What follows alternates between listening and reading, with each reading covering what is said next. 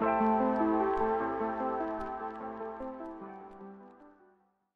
hedder Andreas Bjerre, og jeg er museumsinspektør på Skagens Kunstmuseum. Og jeg hedder Hanne Bitteskov Juhl, og jeg er konservator og direktør på Bevaringscenter Nord. Og vi står her med to helt fantastisk smukke petroleumslamper, som også rummer en helt unik og særlig historie. Dateringen på dem den 18. august, så står der 1880 og 1905. Det er Anna Michael Ankers bryllupsdag, og så selvfølgelig deres sølvbryllupsdag 25 år senere. Så det er jo klart, det er en gave til familien, må vi gå ud fra, til ægteparret. Og i museets samlinger har vi jo altså også en dedikation til familien fra afsenderne, gavegiverne.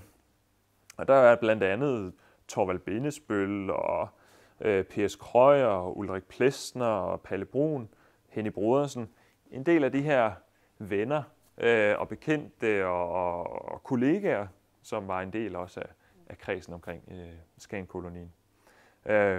Vi kan blandt andet se, at der er skrevet også en lille hilsen på, hvor der står: hængelampen, den lyste med alt for døs i en lue. Gid disse to lamper med bidrag til, at der altid bliver lyst i jeres stue. Ja. Så var vores første opgave, det var faktisk at finde en kuppel magen til den her. Ja. Og det var noget af et arbejde. Det var ikke nemt. Det er ikke nemt, fordi der er lavet rigtig mange af denne her type her. Ja. Men de har nogle forskellige diameter, og der er nogle forskellige mål, man jo så skal opretholde. Ikke? Så derfor så var du på jagt. Det var jeg. Ja. Og der findes jo ikke lige så mange forhandlere, som der tidligere har gjort af glas og dele til petroleumslamper. Men i København ligger der en, som har ligget rigtig mange år, Arnkildes lamper.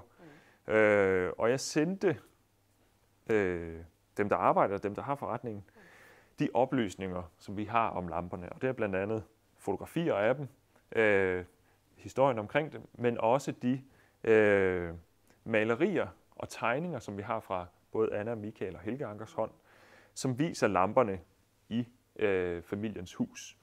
Og der kan man altså se, hvordan de her glas har set ud, men at de altså også har ændret sig lidt med tiden. Så den måde, som glasset ser ud på her, er altså ikke det samme, som sidder på kuplen her. Men vi blev enige om, at vi ville gå efter en, der var magen til den, der sad på den eksisterende, og den, der har været brugt, som vi også kan se, at den er mest sået til eller anløbet. Og så sendte vi nogle dimensioner til her, mål på den, og hvor mange stjerner, der nu var slæbet ind i den osv. Og så gik han ellers på jagt på deres kæmpestore lager. Og så vendte han tilbage til mig nogle dage senere, og nu havde hans bror simpelthen fundet, hvad han troede var den helt rigtige glaskuppel. Og det var fantastisk, at vi gjorde det. Der følte vi os sådan set. Der var vi heldige. Meget heldige. Ja. Og da vi så havde den med her til Bevaringscenter Nord, og vi fik den pakket ud, og endelig skulle se, om den passede, så var det bare perfekt, ja. fuldstændig perfekt. For det var jo ikke kun formen. Det var også diameteren heroppe, og det var også den her lille dut, der stikker ud her, som skulle passe ned i lysestagen her. Ja. Så. Og vi har ikke hidtil haft nogle kilder, der sådan kunne berette om, hvor de har stået i huset. Ja. Har de haft den stående stadigvæk inde i sofaen? Det virker også sådan det virker lidt, ujævnt, hvis man kun lader den ene stå. Ja. Men så dukkede det op her i sensommeren 2022 et værk af Michael Anker på auktion.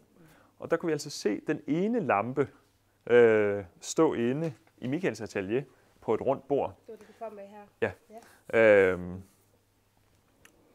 Og det bevidner jo så, at givetvis, når den er gået i stykker, den ene, så har man flyttet den ned til den anden ende af huset, hvor man så har kunne fortsætte med at bruge den. Og man kan se, at den har været givetvis været brugt i noget tid efter.